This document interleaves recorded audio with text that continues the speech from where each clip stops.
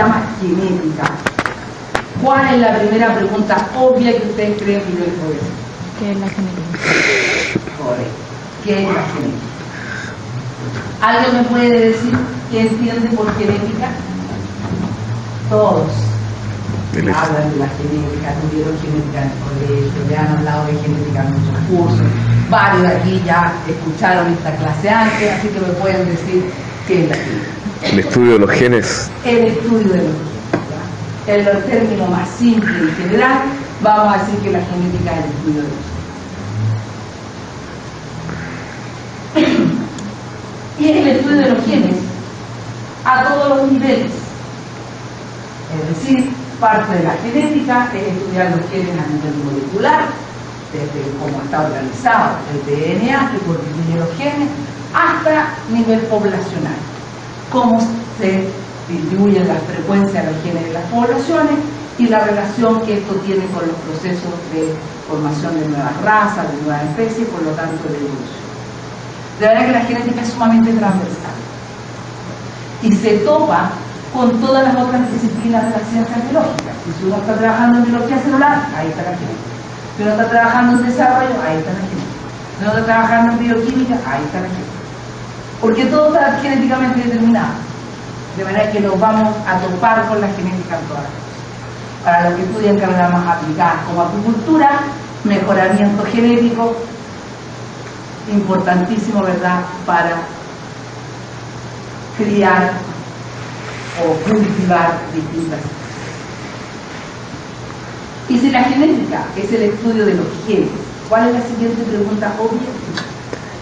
¿Qué son los genes? ¿Qué? ¿Qué es un gen? ¿Alguien me podría dar una definición de gen? ¿O aventurar? A ver, los bioquímicos, ¿cómo no saben los bioquímicos? Estructuralmente, ¿qué podríamos decir que es un gen? ¿De qué? Una secuencia de información. ¿Cómo podría ser una secuencia de información? El ADN. Entonces, ¿en base a qué está esa secuencia? ¿Cuáles son los ladrillos del ADN? El ADN es un tipo de acción. ¿Cuáles son los ladrillos? ¿Por qué están compuestos? De base nitrogenada. ¿Solita la base nitrogenada? Un montón de cosas. No, por la ribosa, la... Ya, ¿cómo se llama eso? Esos son los ladrillos, ¿verdad?, de todos los ácidos nucleicos, los nucleótidos. Como dijo el caballero, son una base nitrogenada unida a una pentosa y con un grupo fosfato. Como la información genética, los genes son DNA, en ese caso son desoxirribonucleótidos. De manera que estructuralmente podemos decir que un gen es una secuencia de desoxirribonucleótidos. Cualquier secuencia, si yo extrajera DNA de una célula y lo cortara, por encima de la restricción o con métodos físicos, con acción, me van a quedar trozos de DNA que tienen una secuencia de desoxirribonucleótidos. ¿Puedo decir que cada uno de esos trozos es un gen?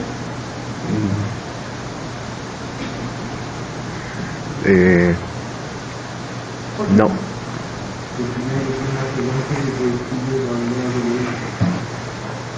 Tiene que ser una secuencia que codifique, ¿verdad?, que lleve información para algo. Una proteína directamente. Okay, ¿Ah? Por el modo de la mañana.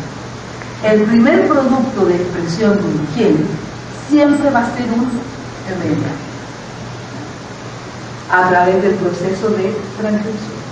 Por lo tanto, la información contenida en un gen a través de la secuencia del software del nucleótido se va a expresar en algún tipo de RNA. Puede ser RNA ribosomal, RNA mensajero o RNA de transferencia. De hecho, hay genes para RNA ribosomal, genes para RNA de transferencia y genes para RNA mensajero.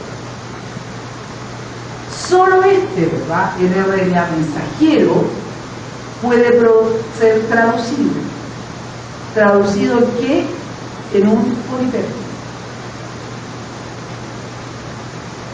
De manera que decir que un gen codifica siempre para una proteína no es 100% correcto, porque los genes para RNA ribosomal o para RNA de transferencia no codifican para una proteína. Pero es una idea que tenemos muy internalizada, que siempre uno dice, ¿para qué codifica un gen? Para una proteína. Pero el primer producto de expresión de un gen siempre es un RNA.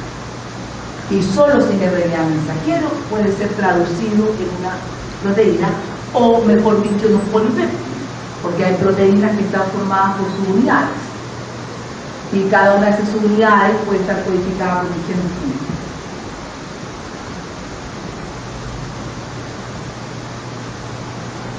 Vamos a decir entonces, para funcionar en este curso, que estructuralmente un gen es una secuencia de desoxirribonucleótidos.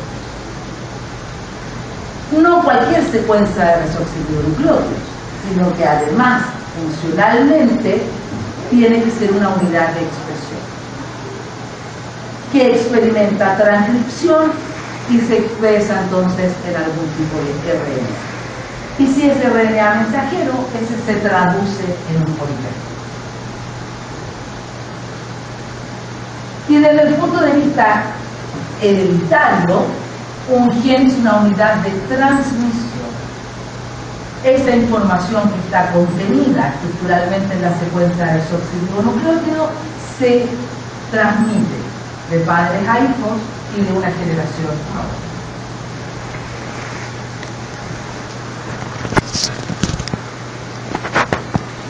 Entonces, en este curso tenemos que ver cómo se transmite, cómo se organiza estructuralmente y cómo funciona, cómo se expresa. Y vamos a terminar con aplicaciones.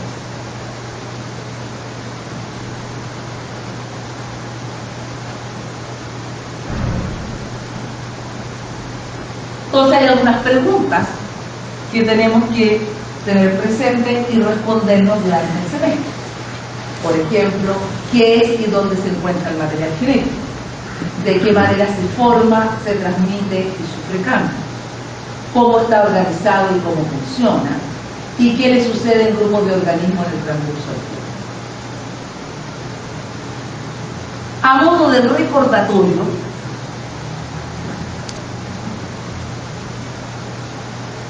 todos los organismos superiores con reproducción sexual, que es a lo que yo me voy a referir. No, en este curso no voy a hablar nada de genética referida a organismos con reproducción asexual, organismos unicelulares y menos procariontes. El curso está dirigido a organismos superiores con reproducción sexual. Para eso todos ustedes hacen algún curso de microbiología donde les hablan, ¿verdad?, de genética procarionte.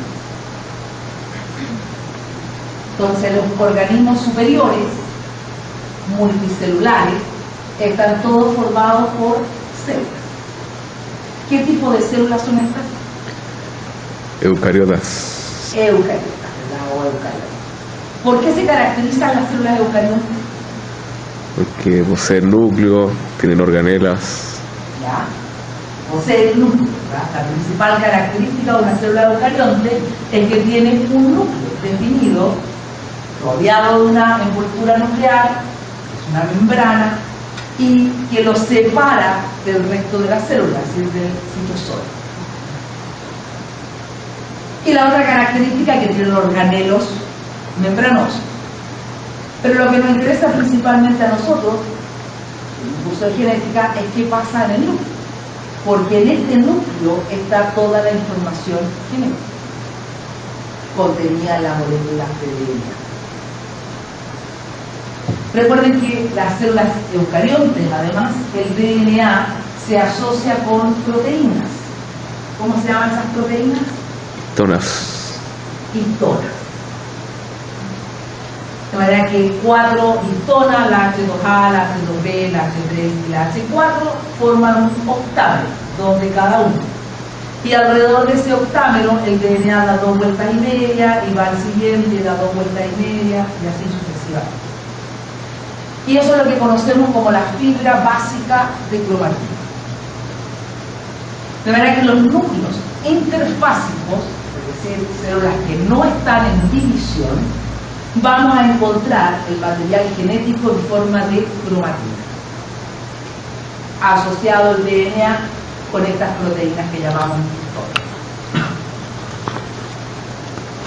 Cuando la célula entra en división, esta cromatina se organiza para constituir unas estructuras más complejas que se llaman como cromosomas.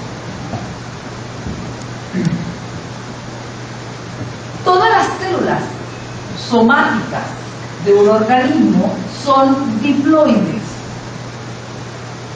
¿Qué significa que sean diploides? Que tienen un contenido de DNA 2C y un número de cromosomas 2N.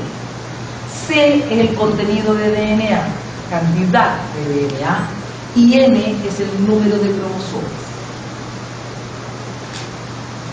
Por ejemplo, en el caso nuestro 2N es 46.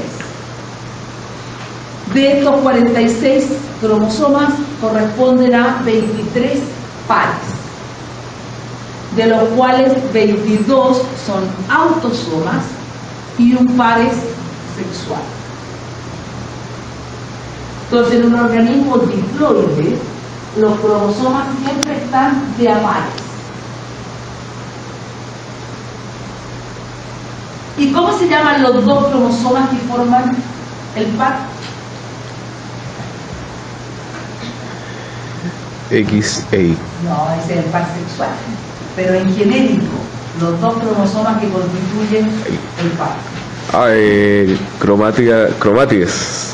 No, pero Hermano. cromática sobre los dos, cuando el cromosoma se duplica.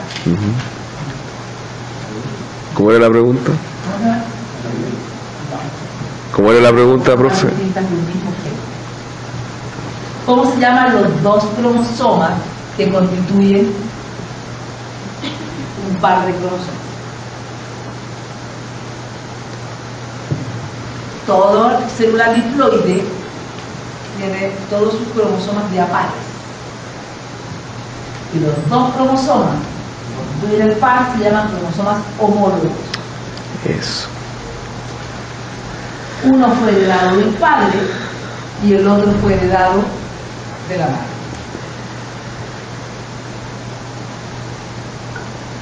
Profe, ¿y las hermanas vendrían siendo las que son de cuando se hace la hermana es la cuando replica- se duplican se duplica. cromosomas, puede pasar por el periodo S. Ujú. Una es la copia exacta de la otra. Ah, perfecto. Si pudiéramos ver entonces ahora un cromosoma, veríamos que los genes se ubican linealmente a lo largo de cada cromosoma. De manera que todos los individuos de una misma especie tienen los mismos genes ubicados en los mismos cromosomas y en el mismo lugar. ¿Y cómo se llama el lugar que ocupa un gen en un cromosoma? Locus. Locus. Y el plural es Locus. los. El lugar que tenemos. Por ejemplo, todos nosotros aquí somos de la misma especie, o por lo menos eso parece. Por lo tanto, todos nosotros tenemos en el cromosoma 1 los mismos genes en el mismo orden, ocupando los mismos lotes. En el cromosoma 2, los mismos genes en el mismo orden. Eso es propio de cada especie. ¿Qué genes se encuentran en qué lugar en cada cromosoma? Y los dos cromosomas homólogos que forman el par tienen exactamente los mismos genes en los mismos lotes. Lo que pueden tener distinto son las formas alternativas de esos genes. Y a las formas alternativas de los genes las llamamos alelos. Los alelos son distintas formas de un mismo gen. Y como ya dijimos que los genes estructuralmente son una secuencia de desoxirribonucleótidos, ¿cuál puede ser estructuralmente la diferencia entre los alelos? ¿Por qué los consideramos formas distintas del mismo gen? ¿Qué puede variar entre un alelo y otro? Las pares de base. Los nucleótidos, las pares de base. De hecho, muchas veces un alelo difiere de otro solo en un nucleótido. Y eso ya es una forma distinta del mismo gen.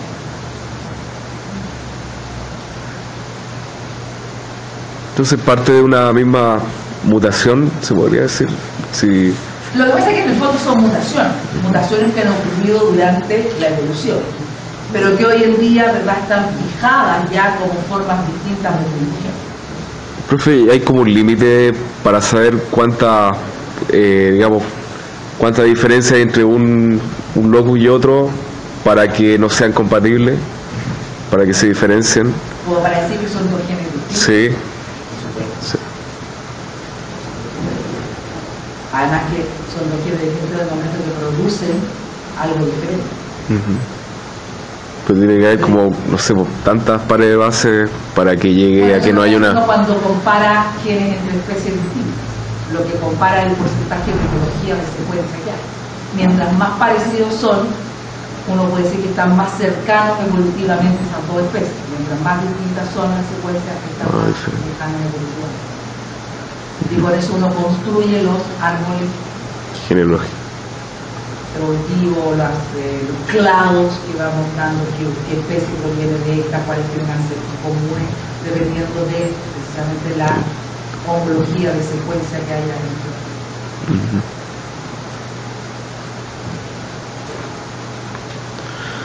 Entonces supongamos que es el papá y mamá, ¿ya? Y vamos a analizar un gen ubicado en un cromosoma específico, por ejemplo el cromosoma 2. El padre tiene dos homólogos, por lo tanto lleva dos alelos de ese gen, uno en cada cromosoma homólogo.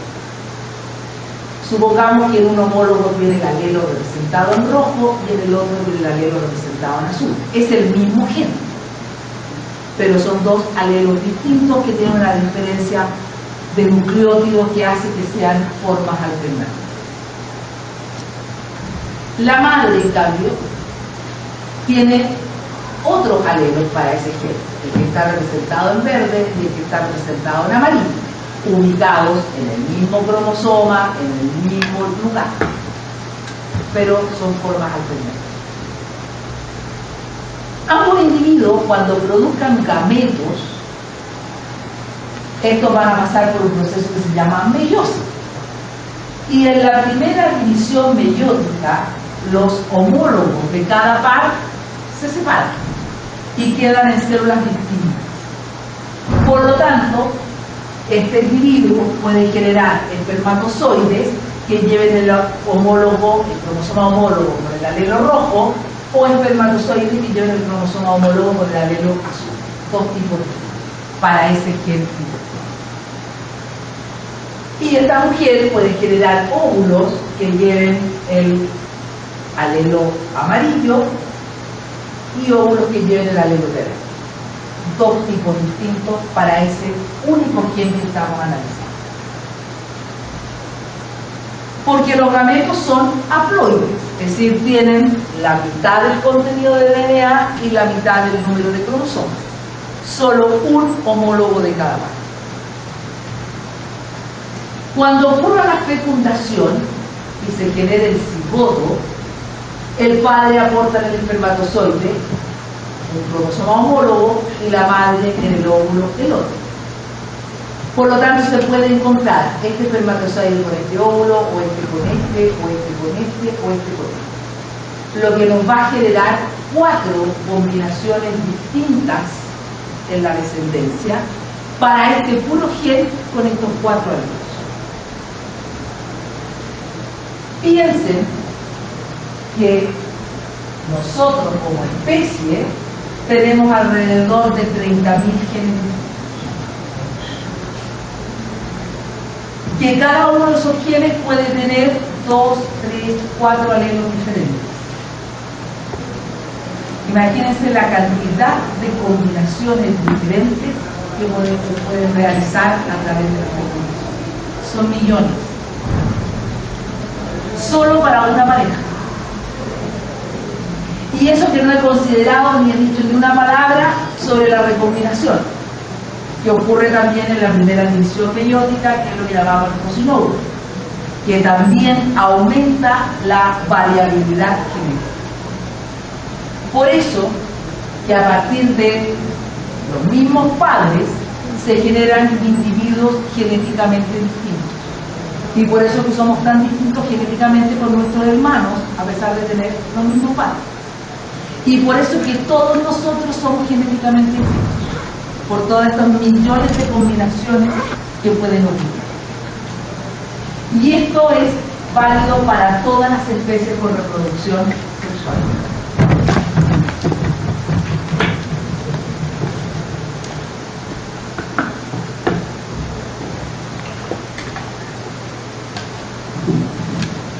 Entonces hay algunos principios que tenemos que tener en cuenta y que vamos a ir viendo a lo largo del curso.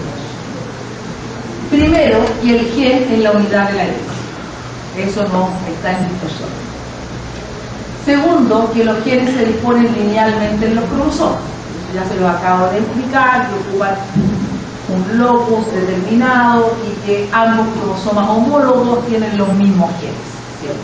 Lo que puede variar en los alelos que tengan.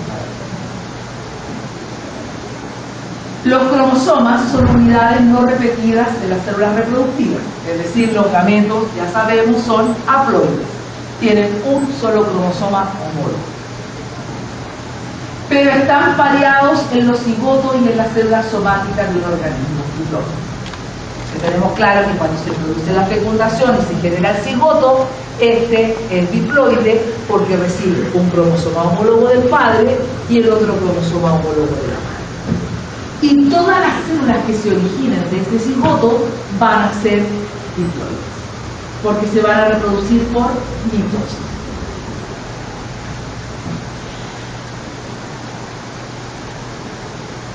Los componentes de un par de genes, es decir, los alelos de cada gen, segregan a células reproductivas diferentes.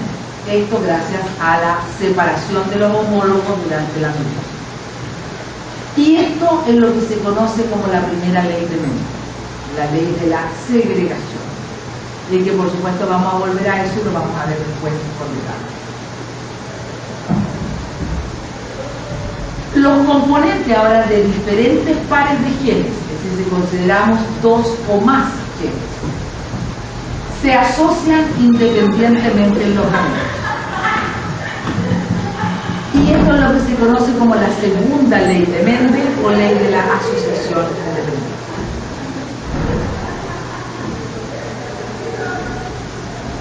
Ya dijimos que los genes son unidades de DNA y experimentan replicación, lo que permite entonces que todas las células reciban la misma cantidad de información genética. Pero ahí entre paréntesis dice RNA. ¿Qué dice RNA? ¿Qué organismos conocen que en vez de DNA como material genético tengan RNA? Los virus. Los retrovirus. Los retrovirus específicamente, ¿verdad? Son los únicos que tienen RNA como material genético. Todo el resto, los otros tipos de virus, las células procariontes y las células eucariontes tienen DNA. Por lo tanto, el DNA fue muy exitoso evolutivamente como forma o como molécula para contener la información genética, porque se mantuvo en todos los organismos. Incluso los organelos que tienen información genética también tienen DNA. ¿Qué organelos tienen información genética? La mitocondria, todas las células, y los cloroplastos además en células.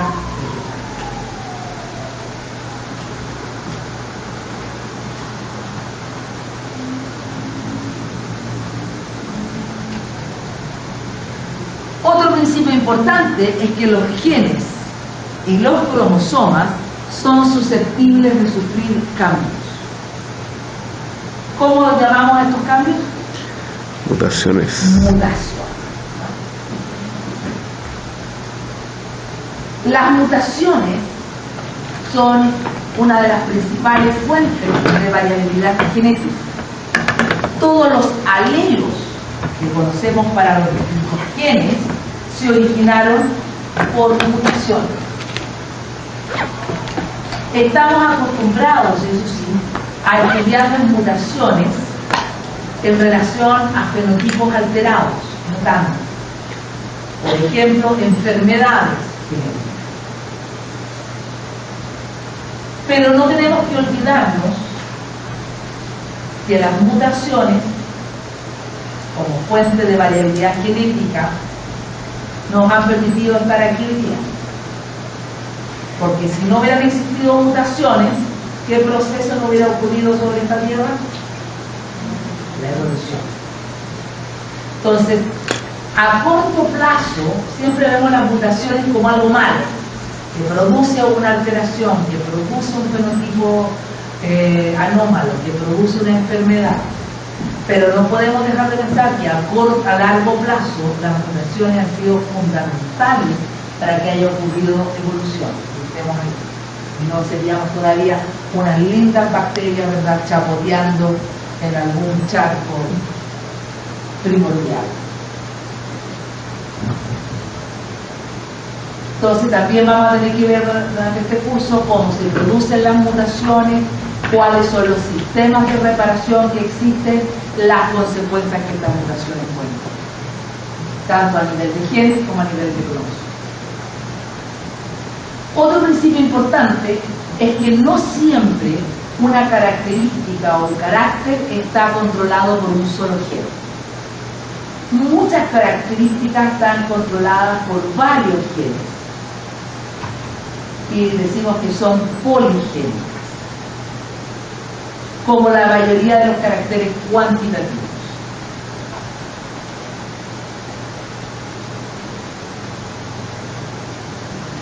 Y por último, los genes tienen frecuencias de equilibrio en las poblaciones. Y estas frecuencias de equilibrio pueden cambiar o pueden verse afectadas por mutación, selección, migración y otros factores que también vamos a ver. Y esto es lo que se conoce como genética de poblaciones. Y la genética de poblaciones tiene mucho que explicar en los fenómenos de formación de razas y de nuevas especies. Por lo tanto, está muy relacionada con todo lo que es evolución. Como pueden ver, nos movemos desde lo molecular hasta lo poblacional. Por lo tanto, la genética es polifacética y estudia los fenómenos de la herencia y la variación en todos los seres vivos. Y como ya les dije, es transversal, se topa con todas las otras áreas de la ciencia biológica. De manera que es fundamental que ustedes aprendan aquí. Todo estudiante de una carrera del área de las ciencias biológicas debe tener un curso de genética. Todos. Porque les va a permitir entender muchas otras cosas. Y como yo soy genetista y amo la genética, estoy absolutamente convencida de que todos ustedes tienen que aprender genética. Y a eso me voy a dedicar todo el tiempo. Pero espero que todos lo logren.